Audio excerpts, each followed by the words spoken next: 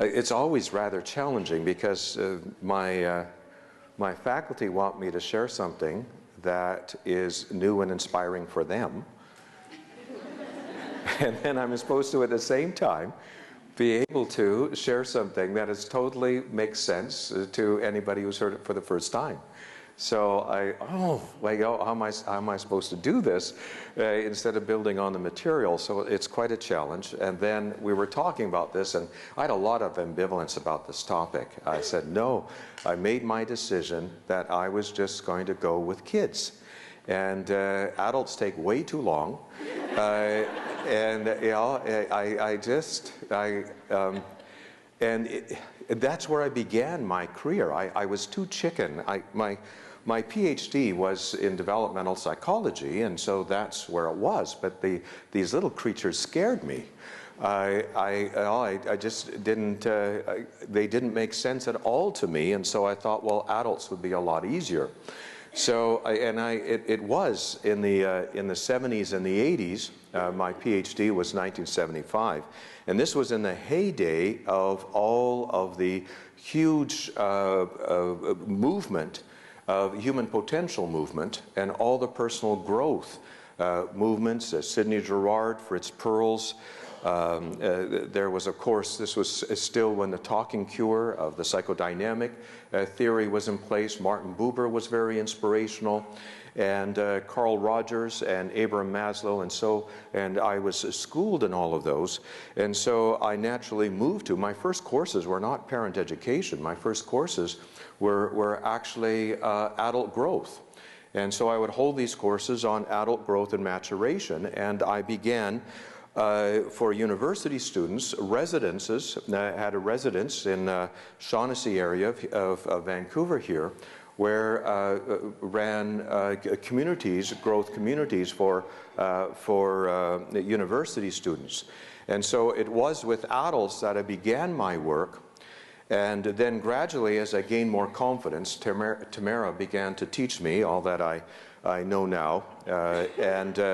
My own 5 children brought me back into the whole developmental aspect to learn truly about how it starts, where it begins, and to put all the pieces together.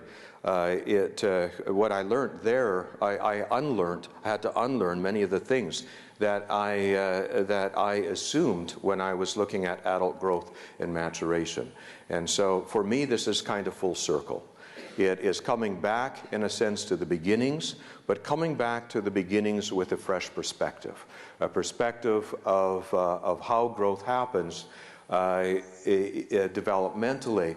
And so the theme is going to be about what is the same as children, what is different, and some of my own learnings along that path to be able to take the things that I've learned from the developmental process and apply them. And just give me a minute while I just adjust my presentation here.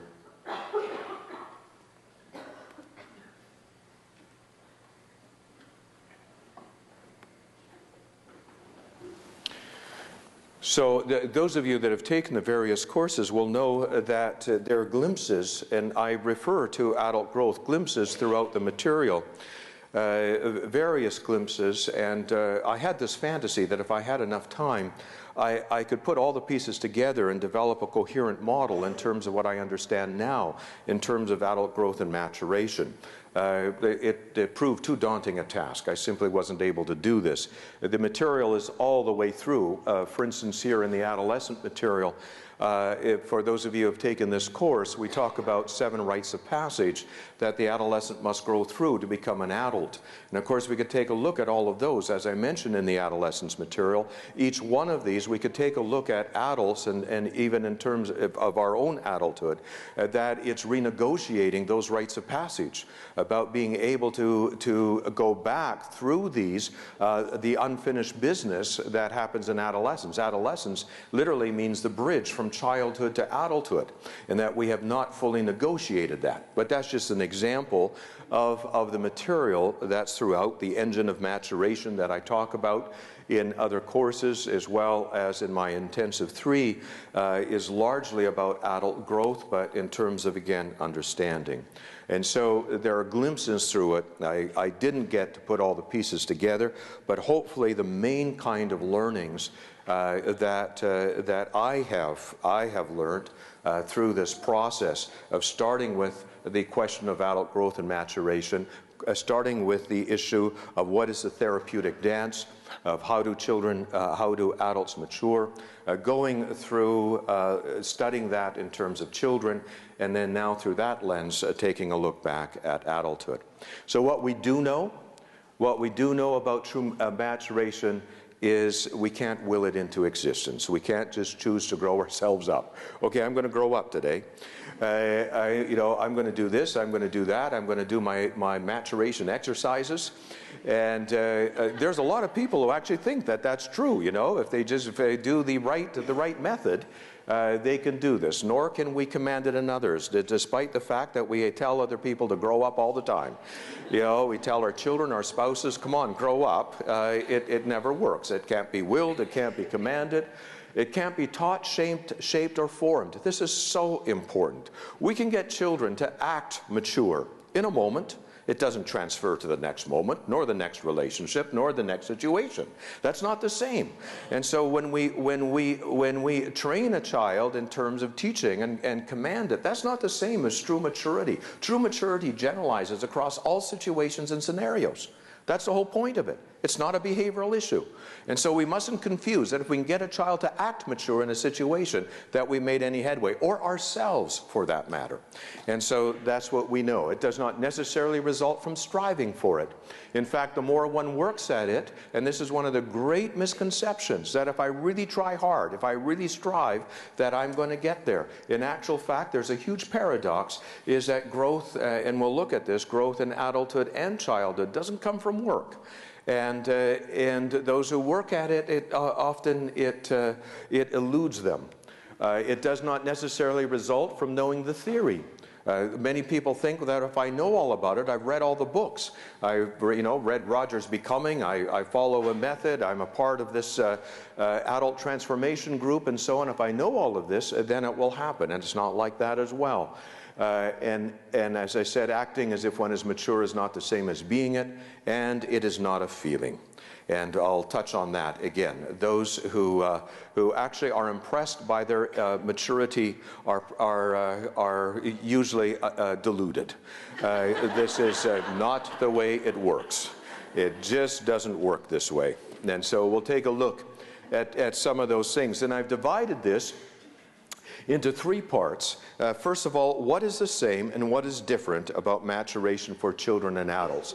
It's largely been my process of looking through these and realizing I made some big mistakes when I started out in the 70s and the 80s in terms of this, and so did a lot of other people, and make some huge mistakes. And now there's a whole resurgence based upon those kinds of things. So getting this understanding. Secondly, I am absolutely convinced that parenting is an optimal arena for growing up as an adult. That doesn't mean that those of you that are not parents here today are that's too bad. You're not going to make it. No, it doesn't mean that. I don't mean that. Too bad about you. It doesn't mean that. It just means that I'm absolutely convinced that parenting is the most natural, most optimal arena, and it doesn't mean that being a parent is any guarantee of growing up as well, and we absolutely know that. And then thirdly, what to do with guilt. I'm going to leave guilt for after, because after you've heard all it is that speaks to the ideal about what we should do, by the time this is finished in the afternoon, there should be plenty of guilt to work with, and so then I'm going to deal with that part in the afternoon. I thought that was a good plan.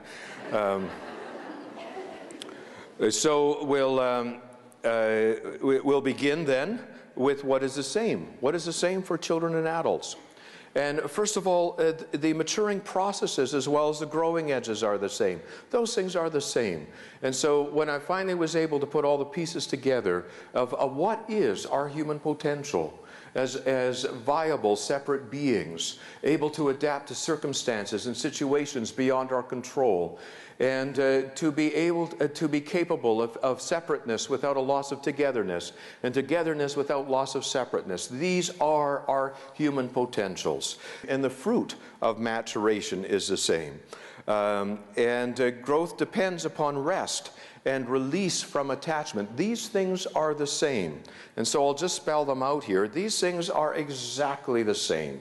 And in fact, they're much clearer when we look at them in children, because it's not camouflaged by all kinds of things in the psychology of work. Adults have a huge thing about work, is that we think that if we strive for an outcome, we'll get there. You know, it's a good thing we haven't taught the fetus how to grow, because they'd mess it up. And if we ever kind of put instructions to our plants, you know, this is how you mature and get good fruit, we'll mess that up too. Is it just doesn't work that way. It just doesn't work. So again, the potential, as humans we have the potential to be viable as separate beings, to stand on our own 2 feet, to be able to have our own boundaries, our own minds. This is our human potential. But no child starts out this way. This is the process of growth, to adapt to circumstances out of our control. Oh, this is our human potential. We are the most adaptive of all. But this takes a process. No one starts out this way. It can't be taught. This must be grown. You can't teach this. School can't teach this. And then the ability to actually be together, our preeminent need is for togetherness as human beings. But our ultimate developmental destiny is to be separate beings. Now, how do we do that at the same time? How do I interact with my wife, not sacrificing the togetherness and not sacrificing either of our separateness? Now, for some of us, we'll need 2 or 3 marriages to get to there. That's no easy thing. That's no easy thing at all. And this is what it is. And so there's maturing processes around with it, the adaptive process. That has basically to do with our human adaptation, our growth, our maturation, where we evolve when we encounter futility. And the futility in our brain is felt as sadness and disappointment when things don't work. And when we encounter this, there is an adaptation. We gradually start developing resilience and resourcefulness. And this is a process. It's spontaneous, but it's not inevitable. It's not inevitable. And there's many 80-year-olds and 70-year-olds who have never adapted to the circumstances in their life that were out of their control. And so this is our growing edge. But this sadness and disappointment, these are tears on the inside of us. When the brain registers that something cannot work, will not work, it evokes tears of sadness, which most of us cover up as adults. But it ends up to be our same growing edge of coming to terms with what it is that we cannot change. Adapting in terms of our world is a journey of tears. It's no different for children than adults. Well, we forget this because our society does not do this. And certainly as a therapist for years and years and years, whether it was delinquents in the prison system, no matter what it was, whether it was kids with 6 diagnoses, whether it was disturbed adults, in terms of therapy, it was always a journey of tears. That was the key to human transformation. And that continues. That's the growing edge. Venturing forth when released from attachment, a certain kind of venturing forth energy. But there must be release from the attachment needs. And we'll go into this for this to happen. A growing edge in which you grab the steering wheel and you're aiming for intention. So this is important.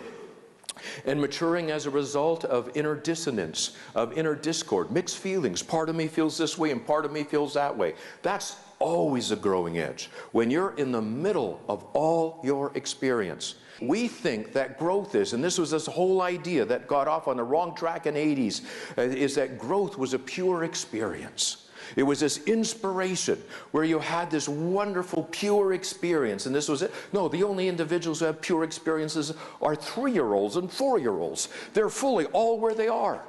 As soon as they start maturing, they're all mixed up. Part of them feels this way, part of them feels that way. They're in discord. And yet we still think that if we really made it, we would feel all pure in feeling. No, our growing edge is in the middle of mixed feelings. Part of me feels this way, part of me feels that way. Maslow was so clear on this. So these are our growing edges. They're the same. And the fruit is the same. The fruit of these processes is the same. And none of these fruit. We would all love to be characterized by this. If somebody wrote a character reference by us, if somebody gave us a eulogy and said this person was characterized as by all of these kinds of things, this would be remarkable. None of it is genetic. None of it can be taught. None of it can be learned. This is pure growth.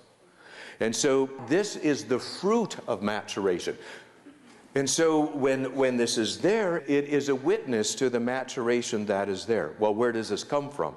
Well, those of you that know the pieces that I put together in this theory, it is much like plants. A plant, first of all, focuses on rootedness and on being able to find the nourishment it needs. And for humans, the fundamental need we have is for togetherness. And so there's many ways that develop, ideally one for every year that the child grows. First of all, through being with and then being like. My two young grandsons now, both in their second year of life, are all about imitation.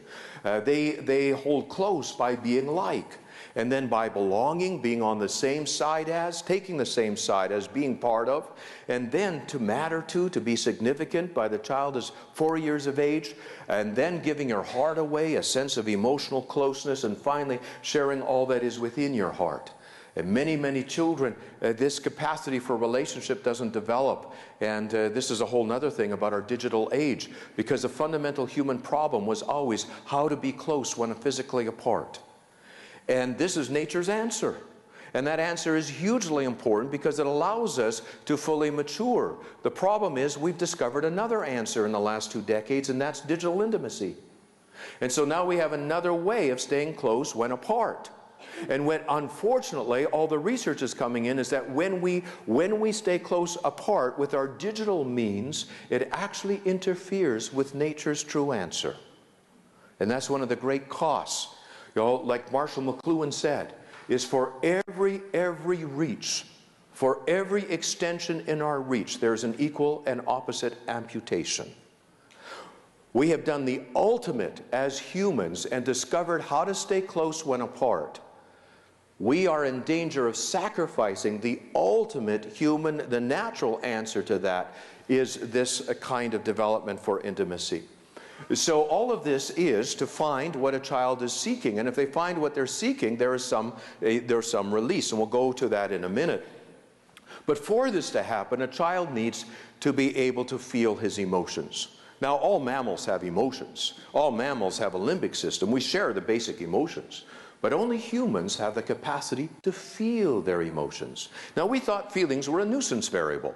That wasn't what was important. Behavior was important. Achievement was important. We find out that feelings are the engine of maturation. We have to have the right feelings. And if those feelings aren't there, they don't move us to our tears when up against the things that do not work. They don't move us to our mixed feelings when we're in the middle of all kinds of conflicting thoughts and ideas. They don't move us to the middle, and it doesn't move us to venture forth when we're released from attachment. And so it's the feelings that are there. And so soft hearts are part of the thing. If a child doesn't have a soft heart, if an adult doesn't have soft heart, they're stuck. They're stuck. Maturation isn't going to happen. So we got to feel. And when we feel, what do we feel? Our hurts, our bumps and bruises, our insecurities, our alarms. And so there is this huge flight from vulnerability in our society today. We don't want to feel. We don't want to have our tears. We don't want to have our mixed feelings and so on. But growth is messy. Maturation is messy. It's not clean. It's not pure. It's going with that program in terms of those feelings, and that's part of it. We need to have soft hearts. But now what is different? What is different?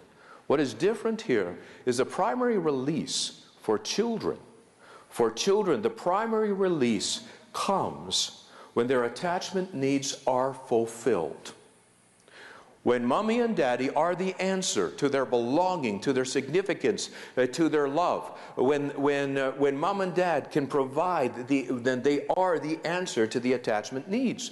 And then the child experiences what they're looking for. And like, you know, my little grandson, Caden, when he just satiates and fills up so quickly, and then he just wants down and ventures forth.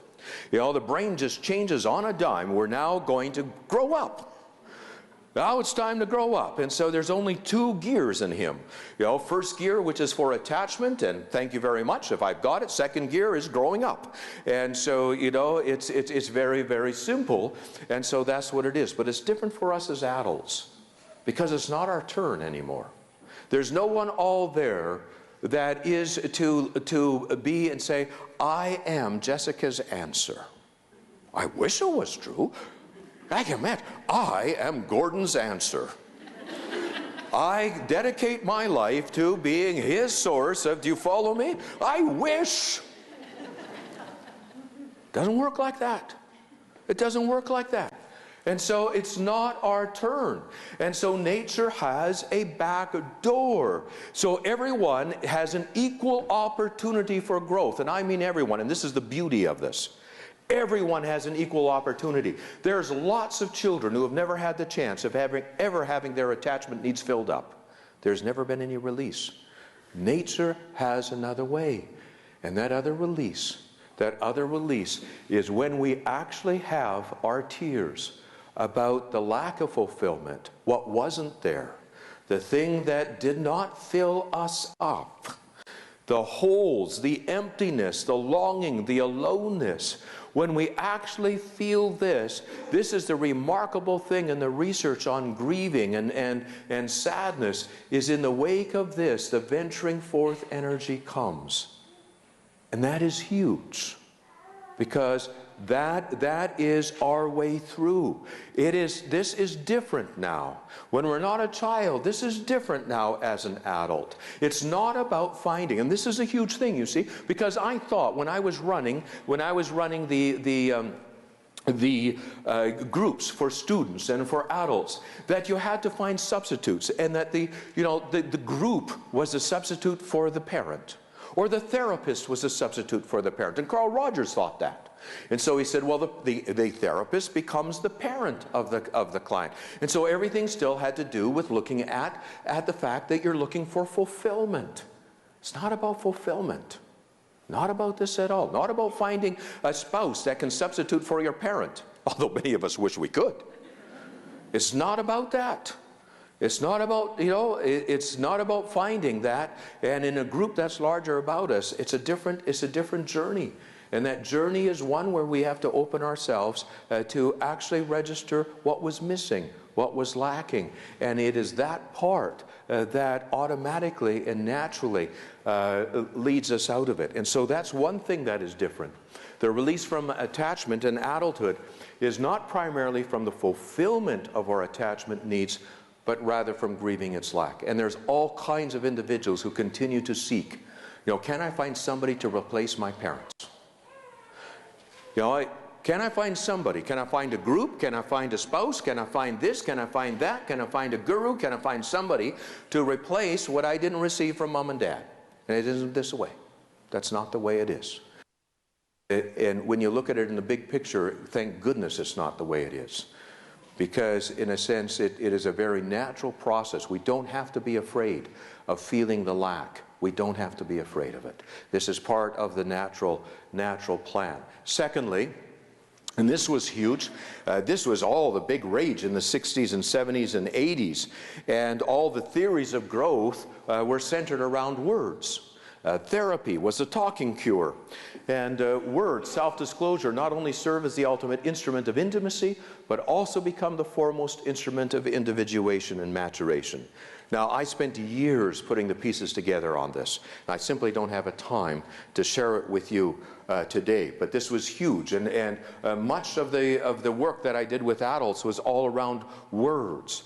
Carl Rogers' concept of congruency, concepts of integrity, Martin Buber's concept of authenticity, using words not to hide but to reveal these words. But what blew me away is actually realizing how nature meant words to be there in the first place and how they were related. When I started studying children, and when you look at children, the very last part of this process, you see, when a child gets to be 3 or 4 years of age, they realize that they are a secret. That's huge. Because a 3-year-old thinks that you still see their dreams. When they're talking to grandma on the phone, you know, they're nodding, etc., and shaking their head and pointing to something. They think that grandma sees what they see, right? This is amazing because they think that they are fully knowable. You see, and then all of a sudden, 4 years of age, it scares the hell out of them when they realize you don't know. But it also gives them a tremendous opportunity because whatever mommy doesn't know doesn't get me into trouble. And so sneakiness becomes the ultimate temptation, right? And this is it there. But it burns a hole in them because they no longer feel close to those who don't know them. So this sets the stage. Now the problem is I gave my heart to my mother. At age you know, in my 5th year, and to my beloved Mrs. Ackerberg in grade 1, in my teacher and so on, I was all on the program. But like many males, when it came to the 6th part of sharing my heart with those that I'm attached to experience this intimacy, I choked on that. That didn't sound so good to me. Because why would you share anything that could be used against you? And so I didn't get here till my mid-20s, and that's why I was so great a candidate for all of this material that happened in the 70s and 80s, because it was a rediscovery of words and how words were necessary for being known. But until I started understanding children, I didn't realize that, oh my goodness, this is all part of attachment. This is why the words are so powerful in terms of intimacy, and why you share your secrets with somebody, it makes you feel close, and why it can break up marriages, and why there's such a thing as transference phenomena in therapy, and so on. All of these things, why you fall in love with your therapist, all of these things are all related. This is what is there. But I also realized that the final instrument of attachment, self-disclosure, automatically becomes the foremost instrument of adult maturation. And so it becomes the instrument that is very important, this idea of being able to make oneself present, to come out, to be able to, to declare oneself in one's true colors, to come out of hiding, and to deal with the verdict of whether you like me or not. I must risk not being liked. I must have the courage to be able to make myself present. And so all the theories in the 70s and 80s were around this theme. And this is from Intensive 3, this particular slide, where I take some time and I chart self-disclosure through the lifespan. And we'll take it from the top. An emerging individual must make himself known to take the next steps towards the realization of his potential. Becoming involves inviting and revealing that which has not been invited to one's formative attachments. And that's alarming. That's scary. And presenting one's true self is the ultimate act of coming forth as one's own person, revealing the truth of invitations received for better or for worse. That's scary. And that is, and all of the material was around this role. Now, we don't have time to develop this because I'm going to give it an overview, but I want to focus on what I didn't get and what many didn't get at that time. You see, self-disclosure got that, but that began a whole lot of things. And first of all, there was one big mistake, is that people thought it was telling the truth about another person. And so Fritz Perls got his encounter groups and all of these things, and they still exist today, and thinking that you grow up when you have people tell the truth about you. That's not what it was. That's not what it was. It's always about you taking down your mask. It's all about us making ourselves present in terms of this, having the courage to actually come into our own in terms of this and living with the verdict of that. It has nothing to do with that. The other mistake that was made is that this was all around peer relationships, and that's a mistake that I made. And so it was growth groups, it was encounter groups, it was sensitivity groups, it was doing this, and so that you had this, and then you shared yourself with others. And oh my goodness, there was all kinds of problems with that. We had, it was just fraught with problems because we didn't get it. We didn't get, there's a third part here, and I didn't get this until working with children, and this is so important in terms of seeing that adult growth, number 3, results from fulfilling our alpha attachment roles, not from having our dependency needs fulfilled. I didn't understand this. That growth as an adult is meant to be in the context of hierarchical relationships, not equal. Growth is not, that is meant to be hierarchical relationships, but just like children, it's no longer in relationship with mom and dad. It's in relationship with those to whom we're responsible, as a teacher for my students, as a therapist for a client, as a parent for children. There's all kinds of hierarchical relationships, but that's where it is. And for those of you that know my material, when we dissect attachment, we find out there's 2 basic kind of instincts. The seeking, the dependency instincts, all of the ones in which you look for the answer, for the ultimate invitation to exist in one's presence, to be significant, to belong, and so on, and then providing that answer, assuming the responsibility, because attachment is all about taking care of. And so we think of growth as if it can only be taken care of.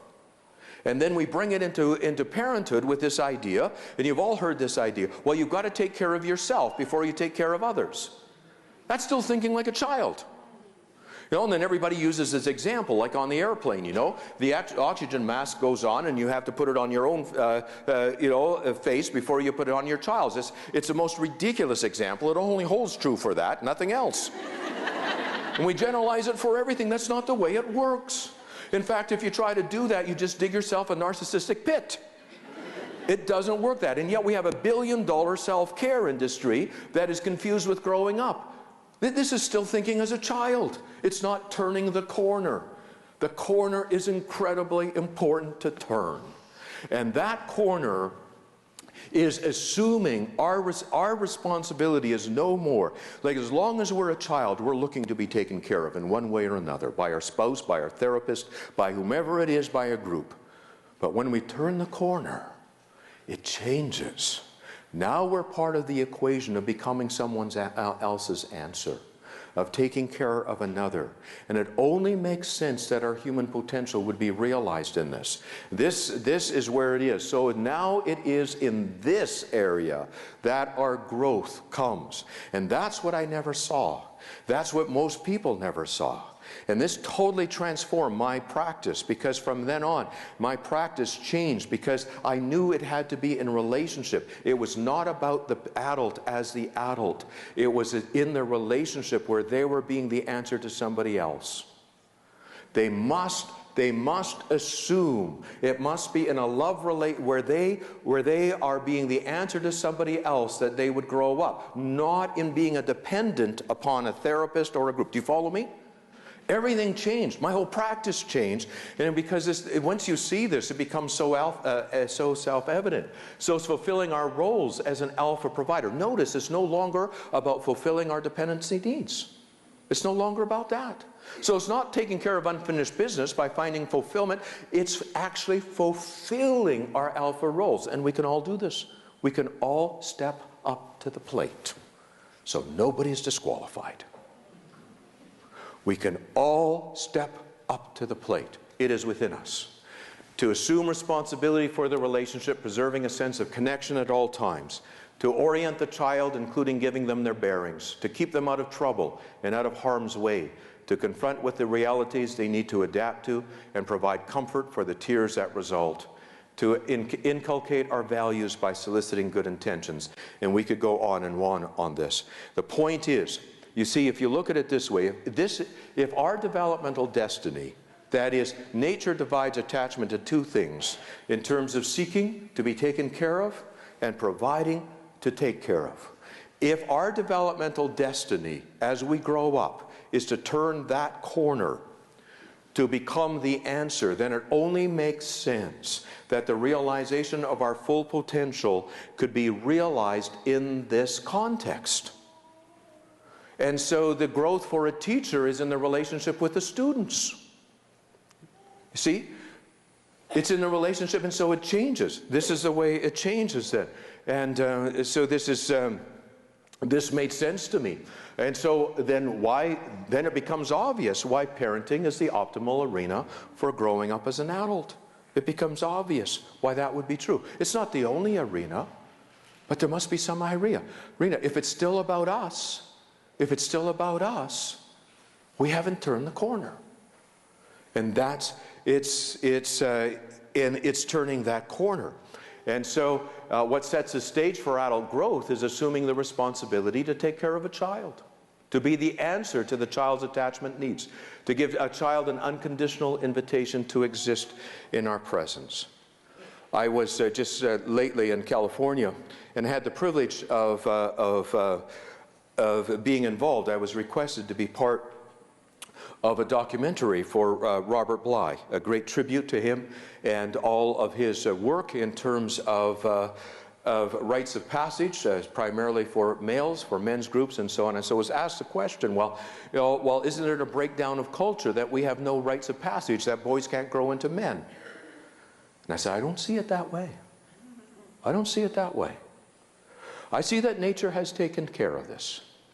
And that there is a natural, I didn't say this on camera because it was here to give tribute to Robert Bly. And so I didn't say that, I said that off camera. But off camera I said that nature has given us the perfect watershed for growing up. And that's childbirth. And boy, some of you remember that feeling. Is, oh my goodness, I've got to grow up fast. Doesn't matter what age you have it, it's just all of a sudden you know, like, something has changed. Something changes. I'll never forget, it was very poignant when Bria, our daughter, was processing the birth process of Caden, our 15-month grandson. And she was having difficulty in terms of the labor. It wasn't going the way she wanted it to. She's fairly easygoing, and she thought it would be easygoing. And it wasn't easygoing, and she thought, okay, enough already, I can't do this. And the suffering was there and the pain, and Landon was really good at helping her through and you know, finding her, you know, just trying to get the breathing right and the rhythm right and everything about this. And she said no, drugs weren't working, and she wanted more drugs, and so all of this, and she was saying, you know, I can't do this, and you know how it, some of you know how it feels. I don't personally, but some of you know how it feels. And then finally, in the middle of it, she says, it came to her like a bolt of lightning. It says, I've got to welcome my baby. And that became her mantra. I must welcome my baby. The whole focus changed. The whole focus changed. And all of a sudden, it wasn't about her. And that's the issue. That's the issue. All of a sudden, it's not about me. Then everything else takes its own place. But until that happens, you see, this is part of why I didn't want to talk about this. What about me? It's not about me. That's why I didn't want to talk about it. You know, I said, well, people are going to come and they're going to be frustrated with me, you know, because it's not about me. When I was down preparing for my interview with Robert Bly, or not interview, my tribute to Robert Bly, I was reading some wonderful stuff and came across one of his best friends who was long gone, William Stafford. And this literally sent goosebumps through me as I did it. I heard it read by both William Stafford and watched a video of he and Robert Bly actually talking about it with Kit, age 7, at the beach. We would climb the highest dune from there to gaze and come down. The ocean was performing. We contributed our climb. Waves leapfrogged and came straight out of the storm. What should our gaze mean? Kit waited for me to decide. Standing on such a hill, what would you tell your child? That was an absolute vista. Those waves race far and cold. How far could you swim, Daddy, in such a storm? As far as was needed, I said. And as I talked, I swam. We're all over our heads in this one. This is the most beautiful thing. Do you follow me? As far as was needed. He was making it up on the spot. He was over his head. This was not about a rehearsed thing. You can't read this in books. The question came, and suddenly he knew he must be the parent that Kit needed. And right then Kit needed to know that Daddy could swim. And so as far as was needed, and then you just pedal like crazy underneath the surface to make it come true. You see, this is the thing. The focus was not on him. If it was on him, he would have thought, oh, you know, I'm good for this, or I'm good for that. It wasn't on that at all. It was on Kit. It was on Kit. And that's exactly it was. This is the turning point. And I put together some thoughts on this in terms of the turning point. And you could roughly divide life into childhood, into adulthood, and into parenthood. Roughly divide life into this kind of thing. In childhood, it's about the relationship with the adults responsible for one's parents, one's teachers, and so on. In adulthood, the relationship with oneself. And so I have it mirrored here, a relationship with oneself. And in parenthood, the relationship with one's child, or teacherhood, or whatever it is that it is in terms of this. And so this is, we generally think that we need to become adults before we become parents. And I don't think there's many of us here that were managed to do that very well. I certainly didn't. I certainly didn't. Ideally, one would think one would move to childhood, to adulthood, and parenthood. But the fact is it's not how it is. You know, in childhood, it's all about the invitation received from one's parents and their substitutes, the invitation to exist in their presence, the ultimate attachment invitation of all, to be close, an unconditional invitation that nothing can interfere with us. That's the essence. That's the essence of togetherness and the essence of our challenge. So it's the invitation received. And no invitation is perfect. There's always holes in it. And so in adulthood, you find that you need to invite in yourself that which was not invited by your parents, by those responsible for you. And so it's the relationship with yourself. You have to make room for this. And so that becomes the issue. You know, and then all of a sudden in parenthood, and sometimes it comes awfully fast, all of a sudden it's not about the invitation for us anymore at all. It's about the invitation we give to our children. Can we give them an invitation to exist in our presence? Can we do this? And can we convey this continuously without conditions? Can it be unconditionally to exist in our presence, an invitation for closeness? Because this answers the most basic human need. And so it is this way. In terms of childhood, it's seeking answers and fulfillment for attachment needs. In adulthood, it's letting go of fulfillment, finding release via grieving. But it changes in parenthood to being another's answer and providing fulfillment. Likewise, in childhood, we all as kids learn to cheat to get a better invitation. We learn to impress others, to wear masks. We learn to perform. We learn to hide things. We do all kinds of things to be able to increase the verdict, to influence the verdict. We all do. In adulthood, we need to resist these temptations of our childhood and youth because they interfere with us coming to our personhood. And so this is it. But in parenthood, we must not lead our children into the same temptations that we did. And that becomes the challenge. Now, when this becomes in parenthood, this is, I'm convinced, over here, when these become our challenges to be the answer, to be the parent our child needs, what they reveal is this over here. And so we get free revelation. All of a sudden they reveal what was missing. Where was I cheating? You know, what answers did when you realize what a child needs, and so it goes full circle. And so parenthood begins the cycle full circle, reveals what is there to help us grow up. Then the grieving, then the processes result that now move us to growing up and to taking care of the unfinished business that lies there. But it really, the parenthood sets the stage for this. Let me just fill it out in terms of the temptations.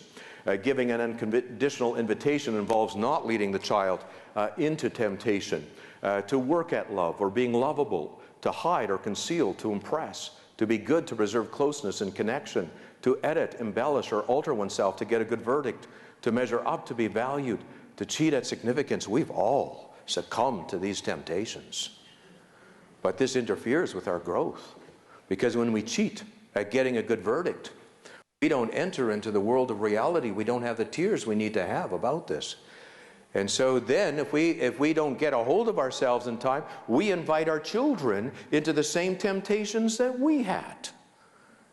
Instead of saying, no, no, no. Now, any child is going to go into the temptation. This is too much for a 4-year-old or 5-year-old.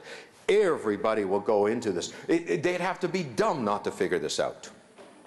And so, you know, if you've got any intelligence at all, you're going to go influence the verdict. This is just the way it goes. But this interferes with our growth. And that's the kind of thing that Martin Buber talked about. That's the kind of thing that Winnicott talked about. If you're familiar with the literature, you'll know these kinds of things that had to do with authenticity and so on. So parenting provides an unparalleled opportunity for emotional maturation. I'm absolutely convinced in this. An unparalleled opportunity. It isn't the only one. But I am convinced, it isn't the only one, but I'm convinced that it is in the context of assuming the alpha responsibilities in the lives of another where our adult maturation lies. This is where it makes sense. This is the balance for the other things in this. Now, one of the areas is emotional maturation, and so I'll just share a few things here in our closing 15 minutes. I'll share a few things here about emotional maturation. So just spell this out a little bit here in terms of the way it looks like. Now, what would emotional maturation look like? For those of you that were here last year at this conference, I spoke about what to do with children's feelings and outlined what emotional maturation looks like for a child. In the very last slide, I said it's exactly the same for us. And it is exactly the same for us. Emotional maturation is the degree to which our behavior is an outcome of our values and intentions, not our emotions and impulses. So how much of our behavior would we say is really intended, what we meant, and how much of it just happens? You know, that is quite contrary to our intentions. We get an idea of our emotional maturation. There's not much room for being impressed with ourselves this way. You know, this is the way it is. The degree to which we can make room for all the ways in which we are affected by our world and by our children. And I'll flesh this out, because we have to make room for how we're stirred up by those that are depending upon us. This is huge. And the degree to which our actions, thoughts and feelings and perspective are tempered. This is it, that we cannot, as adults, it does not become us to be determined by emotion alone, and not by one feeling. That is childhood. For any emotional maturity, we must be in the middle of our mixed feelings and our thoughts and all of this, so that we can steer our way through. Because if we don't do that, this is what emotional maturation looks like to a degree. So when we invite our children to unconditional closeness, it sets the stage for being stirred up and moved in ways that be unexpected, unacceptable, and beyond our current capacity for self-control. The problem with this is that when you give this invitation to a child, when we do, we get flooded with feelings.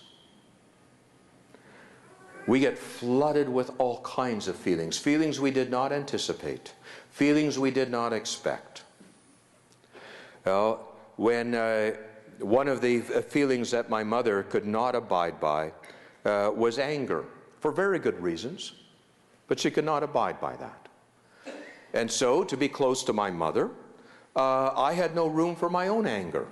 That's the way I preserved closeness, and it was understandable. My mother was incredibly important to me, and so to be close to her, I simply used her mantra. She would said, "This is not my Gordy. Okay, I'm not myself today." So anger I disidentified with. That's somebody else. That wasn't me, right? And so I have this huge emotion that I don't even identify with. And then, so I'm in graduate school, training to be a therapist and so on, and they have anger management classes giving to us, free of charge. And I say, well, I don't have a problem with anger. I never get angry. I never signed up for those things. And then I had children.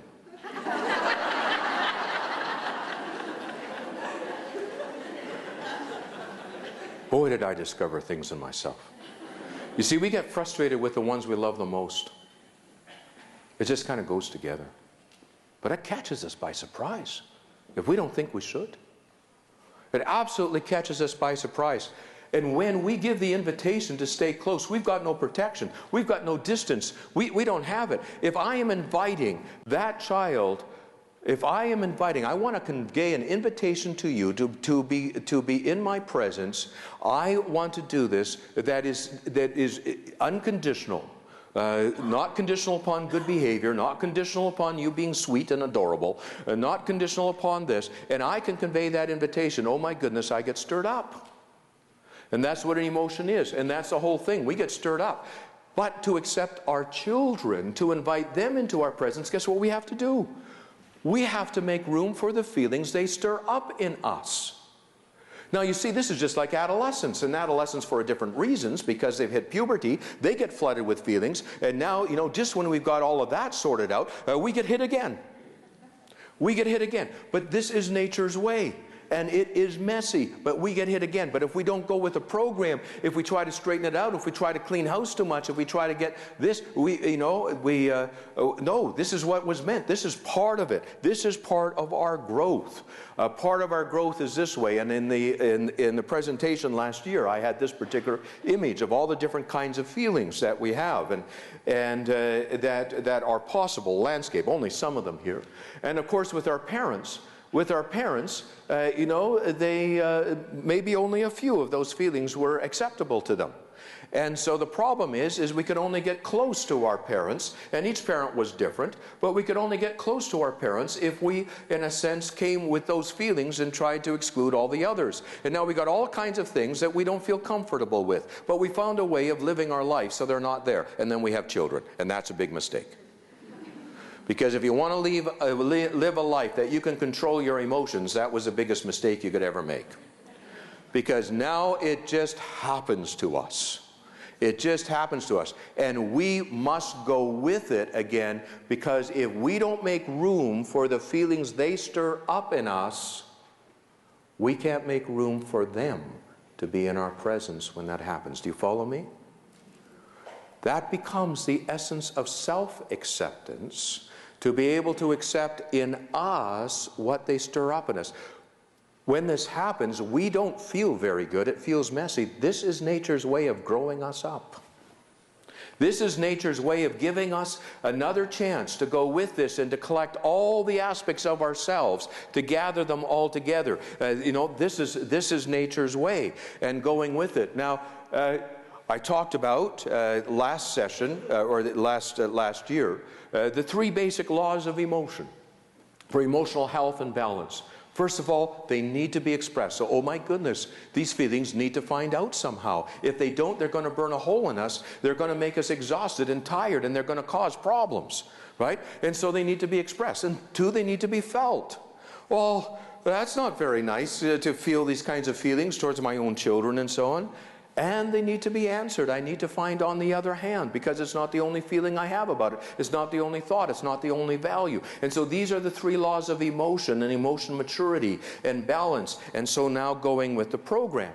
And so to be expressed, this deals with the problem. And all of this is to be done within the stage or the context of the alpha provider. So now I do this. And this changes everything, because now I've got to talk about what's happening in me. Self-disclosure plays a huge part. Words are the answer, symbolic expression. But who do I talk to? Well, in the 80s and the 90s, it was assumed that you blurt these things out to your children. You know, I'm angry when you do this. I get frustrated and I don't know what to do with you right now. And so there's this huge idea that you be honest with your children. And they all made a mistake because they didn't realize this has to be in the context of our alpha responsibilities. You don't say to a child, I don't know what to do with you. That scares the hell out of them. You don't say to the child, I'm scared of you, no matter how much you are. You don't say to the child, you're too much to handle. You don't say to a child, you know, well, don't expect me to know what to do. This is new territory for me to do. You know, for me as well. You don't come with a manual. Honey, I need a break from you. I got needs too. As soon as we start the I need, as soon as we start this, where are we? We're in the dependent position. This is not in our alpha responsibilities. And it makes a mess of parenting. And we don't grow. It's not about us. It's not about those feelings. And yes, we must be honest, but not to them. We've got to find the word someplace. We all need a supporting cast. But we've got to find someplace. Self-disclosure with one's children should always be done carefully and in the context of alpha responsibilities. We need to be the parent they need. But yes, we need to find a way of finding words to it. Hopefully you've got somebody in your life, a friend, a partner, a God, that you can speak to frankly, that you can share all that is within you. Hopefully you have that. You need someone, because someone needs to be able to receive this. Otherwise, we're going to act them out. And so when in doubt, again, we should save the self-disclosure for our supporting cast. And again, it needs to be felt. It needs to be felt, and it won't be felt unless we have some place to move it. A lot of times we don't even feel our feelings until we get a little handle, like a thread, and we start speaking the words. We saying the words as, oh my goodness, I was feeling this today, and when my child was this or that, and we talk, but we've got to find some place for that to be, and then all the feelings come out. And we need to find the answer to this. They need to be expressed. The prefrontal cortex, which is the whole key to adult maturation, is the whole purpose of the prefrontal cortex, is the mixing bowl of the brain. It sits on the front of the limbic system, and it's to gather all the feelings and all the thoughts and the values that pertain. So we've got all the pieces together. If we don't have all of that, we don't find ourselves in the middle of that. And so our goal, our challenge is to be a tempered. In Latin, temper means mix, as I talk about in my book. Our challenge is to be a tempered parent, a tempered teacher, a tempered therapist, never losing our will to preserve the connection, because this is one of the most important things, nor our caring alpha responsibilities, because this must be there to temper this. Now, none of us come prepared. We're not growing up before we have children. That's the problem. We're not growing up. It's in assuming this that our growth will be there. It was never meant to be in the hands of professionals as therapists. You see, nature had an answer. Nature had an answer. Parents have been growing up for thousands and thousands and thousands of years. But basically, growing up and becoming the answer to their children. And so we must not lose sight. And so our alpha caring and whatever it is that we feel, our frustration, our anger, our alarm, our embarrassment, our shame, that I'm embarrassed of my child, the way they acted in public, and that I feel ashamed and I lost face in terms of what this is. And the feelings we have with our children are powerful, and I want them to achieve, and I have a hard time trusting. And so they're powerful, powerful feelings that we have evoked in us. And it's when we experience in the middle of this the impulses to react and caring about impact, we find our self-control, our patience, our courage, our consideration, our forgiveness, our sacrifice. I'm convinced that the human virtues mainly come in the crucible of parenting, and that's where they're most important. These are grown. You can't train these in a person. These are grown. But this is where our children become our answer, because they give us they give us the challenge, the opportunity to grow into these parental virtues.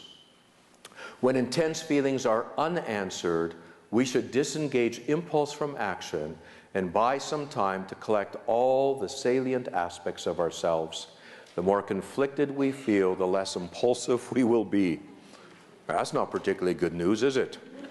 Because we've all thought that, well, I'm sure of myself. This is the most important thing that I learned in my parenting practice. When I started to understand this in my own parenting, I said, oh my goodness, it's not about trying to control my feelings. It's about sticking the clutch in. I'm trying to parent when I'm least prepared to do so. I'm trying to parent in the incident when I should be buying time. I should know my limits when it's getting beyond, when I no longer am in touch with my will to connect. And I need to stick the clutch in. Stick the clutch in. Now notice how different this is brakes. I always thought that to be mature, you had to have good brakes. You had to control your temper. So you didn't scream, so you didn't do this, so you didn't do that. It's not about that. It's the clutch. You stick the clutch in to disengage the engine from the action. And when you can disengage the engine, you're not resisting, you're not telling yourself, don't feel. There is room to feel, but you're giving your parenting a break. You do go into minimal parenting for a while. Who needs the timeouts? It's us. It's us. We need the timeouts. We need to disengage so that we can collect all the salient aspects of us. We're parenting in a hurry. We expect to know what to do in a situation. We need to know our limits. When our feelings get big, they don't mix very well. And then we go out of those kinds of things. And so we need to time out ourselves. We need to find our way, whatever is required. Do you find yourself when you walk? Do you find yourself when you talk? Do you find yourself when you know, what is it for you? What is it for you that you do, and how do you do this? And everybody has their own way of being able to do this. Do you find yourself in prayer? Everybody has their own way in terms of doing this, but you need to gather all the aspects of yourself. And when you do, you find yourself, you're middle in yourself, and now the green light for parenting again. Now we can proceed. And so we have to find a way of being able to buy time, and that's one of the greatest challenges of parenting. Is in our minds, we got to buy time. We can't let our children know what this needs. You know, I am overwhelmed right now. If you come near me, you know, you can't depend upon what I'm going to do. No, we got to find a way of doing this that doesn't take away the invitation to exist in our presence. So we have to find a way that we don't push their face into separation. But that becomes a challenge, and that is our growing edge. That is exactly our growing edge. And there's not a parent, in terms of children, that doesn't know that growing edge. Like, that's the one that's there. That will stretch us. That will stretch us. That is support. That is important. So our challenge as parents is to help our children grow up. That's absolutely what it is. What is less obvious and equally true is that parenting provides an unequaled opportunity for us as adults to grow up. It's an unparalleled, unequaled opportunity for us. We don't need to look further. We have the arena that will grow us up, but we've got to go with it. We've got to go with that process and emotional maturation. You can see not leading our children into temptation is another area in which we struggle to give an invitation to our children to exist in our presence that is without conditions. This grows us up as it brings us in the middle of all of those feelings. So again, what about me? It's not about me. It's not about me.